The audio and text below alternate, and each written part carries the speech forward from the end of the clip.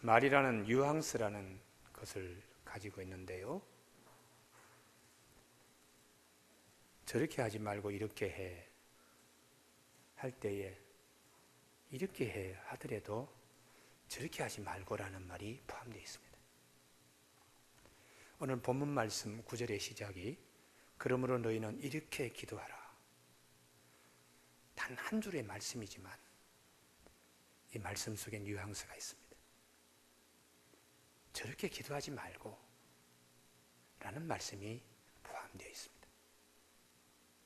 예수님께서 왜 저렇게 기도하지 말고 라고 말씀하셨을까요? 왜 이렇게 기도하라고 말씀하셨을까요? 그것은 기도 아닌 기도가 있다 하는 것을 일러줍니다. 자기는 다 기도라고 생각하는데 예수님께서는 기도 아닌 기도가 있으니 기도다운 기도가 이것이니 이것을 우리에게 일러주고 있습니다. 적어도 예수님을 따르는 제자로서는 기도의 소중함과 기도의 응답의 역사와 하나님이 기뻐하시는 기도가 무엇인가를 알아야 하기 때문에 저런 기도는 하지 마 이렇게 말씀하시기 위하여 제자들에게 이렇게 기도하라 이렇게 말씀하셨어요. 예수님이 지적하시는 저렇게 하지 마 저건 기도가 아니야 라고 하는 기도는 유대인의 기도였습니다. 유대인의 기도는 왜 기도다운 기도가 되지 못했는가? 사람 앞에서 하는 기도이기 때문에 기도는 하나님께 드리는 기도요 하나님 앞에 하는 기도요 하나님께 대하여 드리는 기도여야 합니다. 그런데 유대인들은 사람이 많은 곳에서 회당이나 길거리에서 자기의 경건함, 믿음 이것을 보여주어 나타내려고 하는 기도에 잘못된 부분이 있었습니다. 그래서 주님은 저런 기도 하지 마 이런 기도 이렇게 해 라고 말씀하셨어요. 우리는 유대인들의 사람들 많이 모인 데서 자기를 드러내려고 하는 기도 그런 기도 우리 기도 가운데도 우리가 유혹받기 쉬운 부분입니다. 하나님 아버지 하고 기도했는데 한참 기도하다가 교우들이 이 시간에 내 기도를 어떻게 생각할까? 기도 준비가 안 되었는데 믿음이 저렇게 없어? 왜 저런 기도를 하지? 이런 것들을 계산하면서 기도하기 쉽습니다. 그러나 그것은 사람 앞에서 하는 기도이기 때문에 저런 기도하지 마 유혹에 빠지지 마. 사람들에게 자기를 내보이려고 하는 기도는 기도가 아니야. 이렇게 성령께서 오늘 기록된 말씀을 통하여 우리에게 일러주시는 말씀이에요. 구약 성경의 열왕기상 13장에 보면 북이스라엘의 임금 여로보암이 분향단에 나가서 자기가 향을 이렇게 분향을 합니다. 제사장이 해야 될 것을 자기가 하는데요. 그때 남쪽에서 찾아온 젊은 유다에서 온 젊은 선지자가 있었어요. 그래서 이 제단이 잘못된다. 하나님께서 훗날에 요시아라는 임금이 나타나서 아마 파묻었던 뼈들을 다 끌어내 그것을 재로 만들어 가지고 뿌리는 날이 있을 것이다. 그 제사장들 잘못된 자들. 그리고 이 베델의 제단이 무너지고 위에서 재가 아마 뿌려질 것이요. 이렇게 말 떨어지자마자 임금이 저놈 잡아! 하고 손을 쭉 내밀다가 손이 뻣뻣하게 굳었어요. 당기지도 못하고 뻗치지도 못하고 다 굳었을 때에 제단이 무너지고 재가 위에서 나리는 역사가 있었어요. 그래서 임금이 이 팔을 좀 다시 원상대로 고쳐달라고. 그래서 유다에서 올라온 젊은 선지자가 하나님 기도해서 그 팔을 다시 회복시켜줬더니 임금이 너무 기뻐서 우리 왕궁으로 가서 그대에게 최대한 대접을 하고 예물을 드리겠다고 같이 가자고 할 때 이 젊은 선지자가 하나님 말씀이 가서 떡도 대접받지 말고 물도 얻어 마시지 말고 온 길로 되돌아오지도 말고 다른 길로 돌아가라. 이렇게 하나님 말씀하셨습니다. 임금님 호의는 좋지만은 제가 하나님의 말씀을 듣고 갈 수가 없습니다. 그래서 그는 유유히 그 임금의 유혹을 뿌리쳤어요. 그런데 가다가 또 다른 사람을 만나요. 늙은 선지자, 그 토백이 베델의 선지자가 나타나서 젊은이 우리 집에 가자고. 나도 선지자야. 나이에 콱 눌려가지고 그분이 말을 듣습니다. 지금 나는 선지자 집에 갈 수 없는데요 했다가 나도 하나님 음성 지금 들었어. 그대를 우리 집에 데려가서 잘 먹이고 쉬게 하여 보내라는 말씀을 들었어. 이때 젊은 선지자가 깜빡 속습니다. 그래서 그 집에 따라갔다가 다음 날 길 가는데 사자가 나와서 물어 죽입니다. 성경에 우리에게 말씀하지. 기도 처음 시작할 때 하나님하고 기도는 기도인데 중간에 사람에게 보이려고 하는 미혹되는 일에 빠지면 젊은 선지자가 사자에 물려 죽듯이 기도가 아니게 된다. 이걸 우리 하나님께서 우리에게 말씀하고 있습니다. 그래서 주님께서 어떻게 말씀하시는가 하면 본문 앞에 있는 6절에서 너희는 기도할 때 내 골방에 들어가 문을 닫고 은밀한 중에 계신 내 아버지께 기도하라. 은밀한 중에 보시는 내 아버지께서 갚으시리라. 하나님 앞에 1대1 그런 관계로 기도하라. 여러분 아버지하고 아들하고 골방에 들어가서 얘기할 때에 누구 의식할 필요 없지요? 힘듭니까? 하고 싶은 얘기 다 합니다. 그런 기도, 그런 교제를 하나님은 원하신다고요. 또 기도 아닌 기도가 있는데 이런 기도하지, 그런 기도하지 마. 이방인 기도입니다. 중언부언하는 거.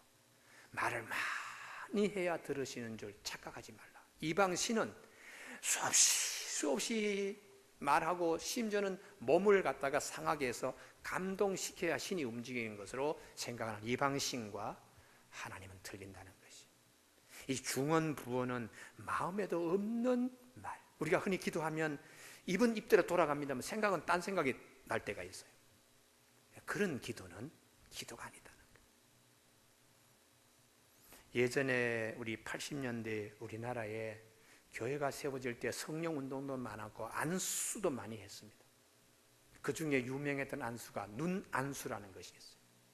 지금도 그 목사님 살아 계십니다. 병 하여튼 나면 눈 찌르는 거예요. 뭐 정신이 이상하다고 하면 눈 찔러가지고 그냥 번쩍번쩍 하죠. 그냥 눈 찔러가지고 기도하는데요. 뭐 정신이 번쩍번쩍 들지요. 어느 날 금요일 저녁에 권사님 한 분이 하도 복잡하니까 목사님 저 안수 좀 해주세요. 이 목사님이 권사님 여기 누우십시오 하고는 그 굵은 두 손가락으로 권사님 눈을 갖다가 안수하며 찌르는데 권사님은 눈에 그냥 불이 나죠. 번쩍번쩍 그러는데 그런데 같이 기도해 왔던 다른 권사님이 기도하시다가 먼저 일어나 나가십니다. 이 목사님께서 권사님의 눈을 찌르면서 나가시는 권사님을 향하여 권사님 벌써 기도 끝나고 가세요? 내일 아침 새벽 기도 나오세요? 아니 첫째 아들은 요즘 어떻게 지내세요? 아 그러세요? 둘째 아들은요? 이러고 그냥 이 눈 찔러가지고 지금 누워있는 권사님은 눈에서 번쩍번쩍하고 죽을 지경인데 목사님은 지금 나가는 권사님하고 계속 얘기하는 거예요. 그래서 이 권사님 마음이 우리 목사님이 나를 지금 진정으로 안수기도 하고 있는가? 진정성이 의심되어서 그 눈 안수를 받다가 벌떡 일어난다는 거예요. 여러분 우리가 기도할 때에 진정성이 있어야 됩니다. 할렐루야. 그래서 중언부언 마음에도 없는 것 이런 기도 하지 마라. 우리 진정성을 가지고 있으면 내가 사모하더라도 하나님이 이루어 주십니다. 그래서 그 다음 말씀이 구하기 전에 너에게 있어야 할 것을 너희 아버지께서 아시느냐. 먼저 하신다. 8절 말씀에 그러므로 그들을 본받지 말라. 구하기 전에 너희에게 있어야 할 것을 너희 아버지께서 아시느니라. 우리 교우들에게 이 시간에 진정성을 가지고 하나님 앞에서 기도한 것들은 반드시 이루어진다는 믿음을 가질 수 있기를 바랍니다. 할렐루야. 순수하니까요. 우리가 감동될 때는 진정성이 바탕이 되어 감동됩니다. 제가 언어심리학을 전공을 했기 때문에 사람의 목소리를 들으면 그분이 대충 어떻다는 걸 금방 알아채는 그런 훈련을 우리 교우들한테 말씀 많이 드렸죠. 목소리 가성입니다. 뱃소리, 가슴소리, 어느 것이 상대방의 마음을 움직이는가? 가슴소리. 내가 사랑을 고백할 때도 뱃소리로 하는 사랑의 고백은 진정한 고백이 아닙니다. 목소리로 하는 가성 섞인 고백은 고백이 아닙니다. 아이들이 젖을 줄 때에 젖가슴이 가운데 있지 목에나 배에 있지 않습니다. 우리의 진정성은 가슴에서 나옵니다. 언어도 가슴 언어 쓰라. 호소력도 가슴에다가 해야 됩니다. 주님께서 기도할 때에 중언부언 마음에도 없는 거, 그런 기도 주님이 저렇게 하지 마, 저건 기도가 아니야. 진정성을 가진 마음에서 우러나는 기도, 그것이 하나님 앞에서 아름다운 영적인 기도라는 것을 말씀하고 있습니다. 그래서 우리는 이런 기도할 때에 조금 더 의심하지 않아도 됩니다. 왜냐하면 진정성이 있는 기도니까요. 할렐루야. 그 진정성을 보시는 하나님이시니까요. 그래서 요한일서 5장 16절에 우리가 무엇이든지 구하는 바를 들으시는 줄을 아는 즉 우리가 그에게 구한 그것을 얻은 줄을 또한 아느니라. 내가 진정성을 가지고 하나님이 기도하면 이미 응답된 줄로 알라. 이렇게 요한일서 5장 16절에서 약속하고 있습니다. 그럼 예수님이 말씀하시는 제자들을 향한 기도, 첫 번째에 하나님께 대한 기도를 말씀하시고요. 영적인 기도인데요. 하늘에 계신 우리 아버지여, 이름이 거룩히 여김을 받으시오며 나라가 임하옵시며 뜻이 하늘에서 같이 땅에서 이루어지기를 바랍니다. 아버지 이름 높이는 거, 우리 기도의 시작은 아버지 영광, 아버지의 뜻이 하늘에서 이룬까지 이 땅에서 이루어지는가. 기도 놓고서 이 기도가 아버지께 기쁨이 되겠습니까? 이 기도가 아버지께 영광이 되겠습니까? 이 기도가 아버지의 뜻이 이루어지는 기도가 되겠습니까? 이렇게 기도하라는 것이죠. 내가 오늘 이 가게를 계약을 하려고 그러는데 이 계약하는 가게가 아버지의 뜻이 이루어지는 계약이 됩니까? 이렇게 물으면서 기도하라는 거예요. 대개 아버지 어떻게 하든지 이 가게가 계약되게 하여 주시옵소서. 이건 내 중심의 기도예요. 근데 기도의 영적 기도는 하나님 중심의 기도를. 하나님, 내가 여기에서 이 직장으로 옮기려고 그러는데 이것이 하나님의 영광을 위한 기도입니까? 아버지 뜻이 이루어지는 이직이 되는 것입니까? 이렇게 물으라는 거예요. 하나님, 여기는 50만 원 받습니다. 저기는 100만 원 준다 그럽니다. 반드시 저 직장 들어가게 주시옵소서. 그건 자기 중심의 기도예요. 그런데 그런 기도 하지 말고, 하나님 50만 원 주는 이 직장입니다. 저기는 70만 원 주는 직장입니다. 이거 옮겨야 될까 말까요? 이렇게 물으면서 기도하라. 하나님께서 힘들지만 50만 원 주는 직장이 더 아름다워, 이런 음성 들으면 거기서 주저앉는 거예요. 이게 영적인 하나님의 사람들이죠. 주께서 마태복음 6장 33절에 그런즉 너희는 먼저 그 나라와 그의 의를 구하라. 하나님이 이거 하나님께 기쁨이 됩니까? 하나님의 뜻이 이 가운데 이루어지는 것입니까? 이렇게 기도하면 그게 먼저 그의 나라와 그의 의 구하는 거예요. 그리하면 이 모든 것을 너희에게 더 하신다고 약속하셨어요. 할렐루야. 우리 교우들에게 이런 축복이 있기를 바랍니다. 이게 대단히 중요합니다. 예수님의 기도의 1순위는 아버지 중심의 기도하라. 내 중심이 아니에요. 그래서 예수님께서 누가복음 22장 42절에서 십자가를 앞에 두고 만일 아버지의 뜻이, 아버지여 만일 아버지의 뜻이거든 이 잔을 내게서 옮기시옵소서. 십자가 이게 좀 피할 수 없습니까? 이렇게 기도하시다가 그러나 내 원대로 마시옵고 아버지의 원대로 되기를 원하나이다. 아버지가 지라 그러면 져야지요. 제가 지겠습니다. 이게 주님의 기도입니다. 그리고 난 다음에 그것을 끝나지 않고요, 그 다음 말씀이 내 원대로 마시옵고 아버지 원대로 되기를 원하나이다 하시니 천사가 하늘로부터 예수께 나타나 힘을 더하더라. 이게 하나님의 신비입니다. 힘들지만 아버지의 뜻이면 하고 내가 기도 가운데 결단하면 하나님이 맥 빠지게 하질 않아요. 할렐루야. 이게 하나님이 공급해 주시는 힘이라니까요. 그래서 능히 십자가를 지고도 남습니다. 사도 바울이 그래서 이 신비의 자리, 하나님 은혜의 자리에 먼저 들어가서 우리를 향하여 말씀하시는 것이 우리가 살아도 주를 위하여 살고 죽어도 주를 위하여 죽나니 그러므로 우리가 사나 죽으나 다 주의 것이로다. 이렇게 로마서 14장 8절에서 말씀하고, 고린도 교회를 향해서도 고린도전서 10장 31절에 너희가 먹든지 마시든지 무엇을 하든지 다 하나님의 영광을 위하여 하라. 이렇게 말씀하셨어요.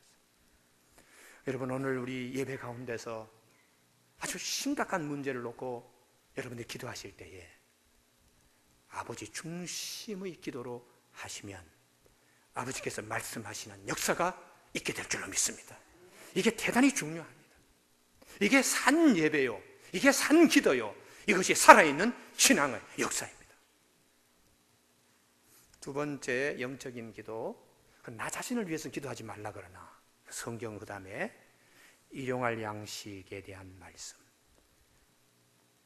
죄 지은 거, 빚 진 거 사해 준 것처럼 우리 죄, 우리의 빚을 사하여 주시고 시험 들지 말고 악에서 구하는 기도인데요, 이 가운데 일용할 양식, 요거 하나만 먹는 문제입니다. 나머지는 다 신앙생활, 영적인 기도하는 겁니다. 그런데 이 일용할 양식을 에피우시우스라는 이 단어는 예전에는 이 단어 뜻을 몰랐어요. 그러나 최근에 발굴된 고고학의 도움을 받아서 이 정확한 뜻을 알게 되었는데, 그것이 부인들이 시장 갈 때에 꼭 필요한 것, 잃어버리지 않도록 하는 메모, 메모의 뜻을 가지고 있어요. 그럼 부인들이 시장 갈 때에 오늘 참기름 한 병, 두부 두 모, 콩나물 하나, 그 장바구니에 넣을 수 있는 최소한의 양입니다. 부인들이 시장 갈 때에 달구지 몇 개를 가져가서 그냥 매점매석 하듯이 그렇게 기도하지 않았다는 거예요. 다음 장에 설 때까지 꼭 필요한 거 최소한의, 이게 절제 기도예요. 우리가 이런 기도 정신으로 살면 하나님이 기뻐하신다는 거죠. 최소한의 자기를 절제하며 사는 기도. 우리가 대개 기도 바람을 듣습니다. 목사님들이 여러분 다 그냥 억만장자가 되십시오. 어떻게 하든지 다 큰빛 날개 달고 은빛 날개 다니고 세상 뛰어다니십시오. 그런 축복도 있지만 주님은 이 시간에 그런 기도는 기도가 아니야. 하나님이 원하시는 기도가 아니고 지 욕심 채우는 기도예요. 정말 하나님이 원하시는 기도는 자기 절제라는 거예요. 자기 절제하여 하나님이 뭘 기뻐하시는 거예요. 우리 대한민국의 음식물 한 해에 20조에 가까운 음식물 처리 비용이 듭니다. 아마 올해에서 끝나지요. 해양 투기, 주범이 우리 한국입니다. 음식물 어디 난지도에도 못 봤습니다, 인천 어디도 못 봤습니다 하니까 이 음식물을 전부 다 배에 싣고 저 바다에 가서 그냥 다 버립니다. 그게 해양 투기가 올해까지입니다. 우리가 정말 절제하면 20조, 음식물 처리 비용하는 것만 20조입니다. 20조. 그걸 만약에 북한 동포들을 위하여 우리가 아낀다면,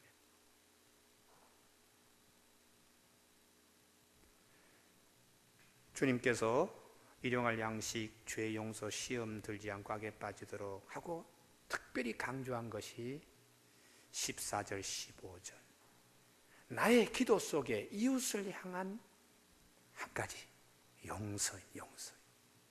너희가 사람의 잘못을 용서하면 너희 하늘 아버지께서 너희 잘못을 용서하시려니와 너희가 사람의 잘못을 용서하지 아니하면 너희 아버지께서 너희 잘못을 용서하지 아니하시리라.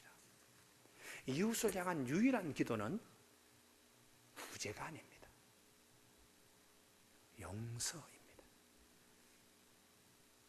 기도를 많이 하고 늘 기도 생활을 하더라도 가장 중요한 것은 내 마음에 매듭이 져 있으면 안 된다는 거예요. 내 마음에 꼬여 있는 그게 하나님의 마지막 치유하실 부분이라는 거죠. 나는 죽어도 절대로 용서하지 못하겠다. 그 문제가 해결되지 않으면, 그 마음이 풀어지지 않으면 영적인 기도는 안 된다는 거예요. 내 마음이 꼬여 있고 내 마음이 매듭져 있는 그걸 풀 때에 영적 기도가 된다는 거예요. 하나님과의 관계가 열리기 시작한다는 것입니다. 그래서 예수님 제자들에게 여러 가지 많은 용서에 대한 말씀을 많이 보여주시기도 하고 말씀도 하셨어요. 현장에서 간음해온 여인 주님이 어떻게 용서해 주시는가를 제자들이 봤습니다. 그리고 나중에 베드로가 결단합니다. 형제가 나에게 죄를 범했을 때 7번 용서해 주면 되겠습니까? 파격적인 제안입니다. 유대인들은 3번 용서해 주는 것으로 다 끝나요.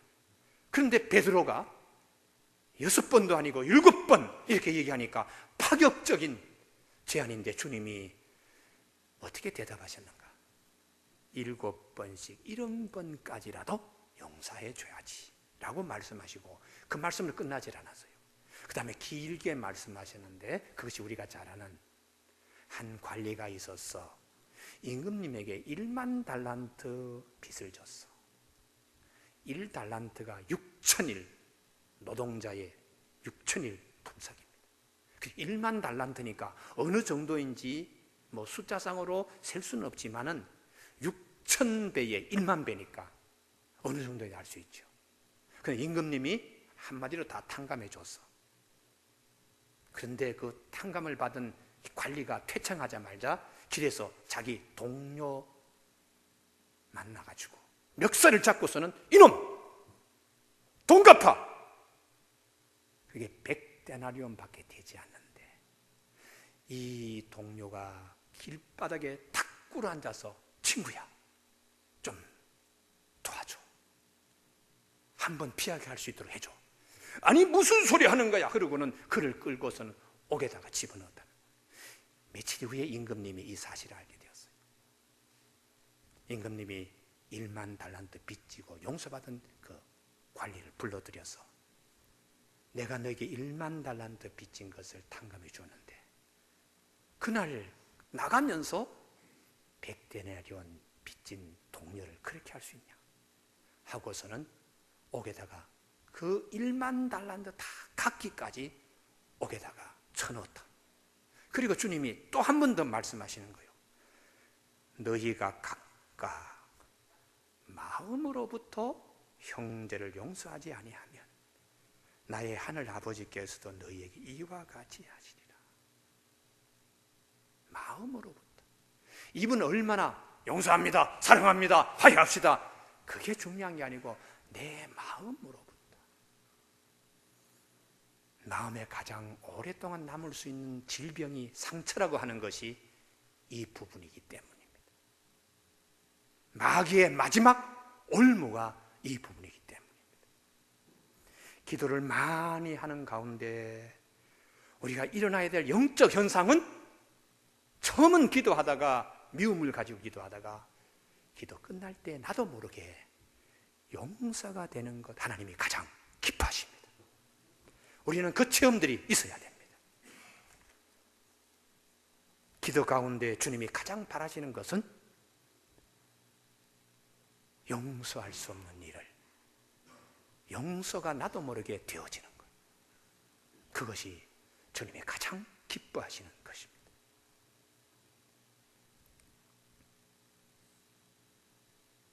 어느 부부가 이혼하려고 법정에 나왔습니다. 조정하려는 판사가 이혼 사유가 뭐요? 이렇게 물었더니 두 부부가 동시에 감자 때문이요 이렇게 대답하는 거예요. 아니 별 희한한 사유가 다 있네요. 감자 때문이라니요 하고 사연을 들어본 적이 이렇습니다.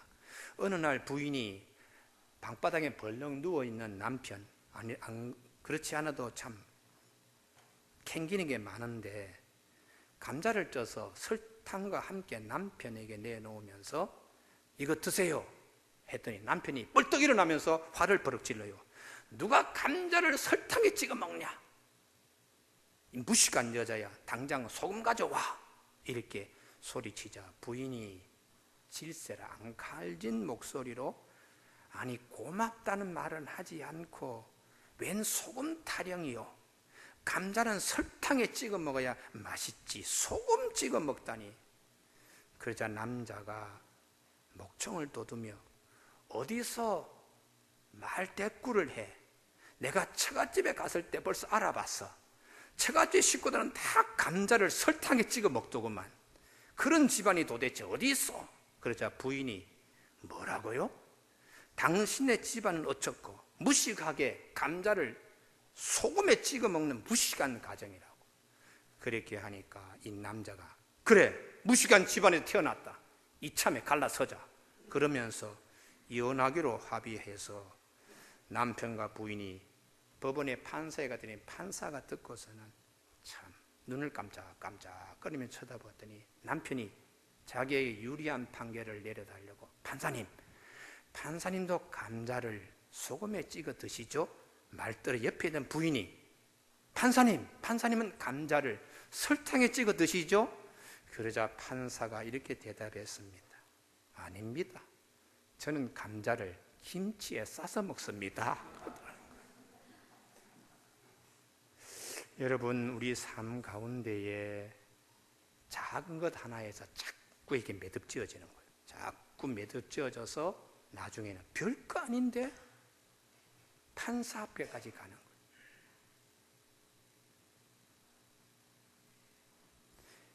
하나님께서 우리 믿음의 선진들에게 용서라는 것을 많이 말씀하시고 심어주시고 하셨어요.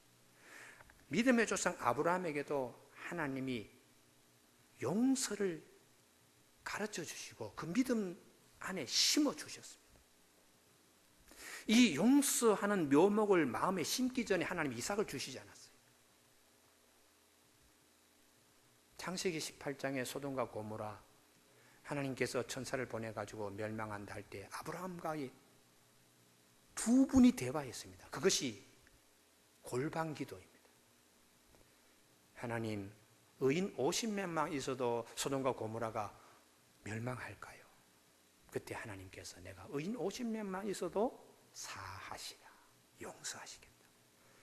아브라함이 생각해보고 5명 모자라면 어떡할까? 45명을 얘기했더니 하나님이 그래도 하나님 40명은요 그래도 용서하지. 30명, 20명. 하나님 마지막으로 묻겠습니다. 10명 있어도 용서하시겠습니까? 그때 하나님께서 10명 있어도, 의인 10명 있어도 용서하시겠다. 이 아브라함과 하나님과의 대화 가운데 하나님이 아브라함에게 심어주신, 믿음 위에 심어주신 가장 값진 보화는 하나님의 용서를 아브라함이 심도록 하나님은 얘기하시는 거예요. 그래서 낳은 아들 이삭은 용서의 명수였습니다. 창세기 26장에 농사 지어서 100배 결실맺는 농토 빼앗고 샘물 판에 또 가면 할수록 계속 빼앗습니다. 빼앗기던 이삭인데 상대방에 찾아와서 화해하자고. 그때 이삭이 넉넉한 마음으로, 큰 마음으로 아버지 아브라함에게 심어주신 하나님의 용서로 다 감당해요. 잔치 베풀어서 그들을 돌려보냈습니다.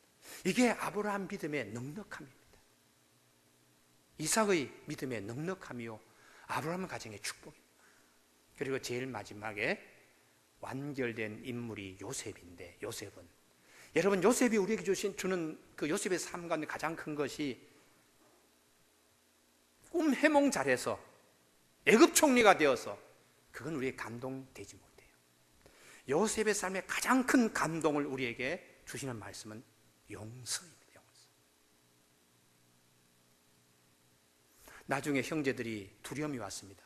아버지가 살아계실 때는 버팀목이 되어서 그래도 요셉이 우리를 해코지하지 않을 줄 알았는데, 아버지 장사 치르고 난 다음에 제일 먼저 찾아오는 걱정이 동생이 다시 복수심을 가지고 대할까 봐 형들이 벌벌벌 떠는 거예요. 그리고 아우에게 우리 죄를 용서해 달라고. 그때 요셉이 한 유명한 말씀이 창세기의 제일 마지막 50장에 크게 살아서 우리에게 들려주고 있는 말씀입니다.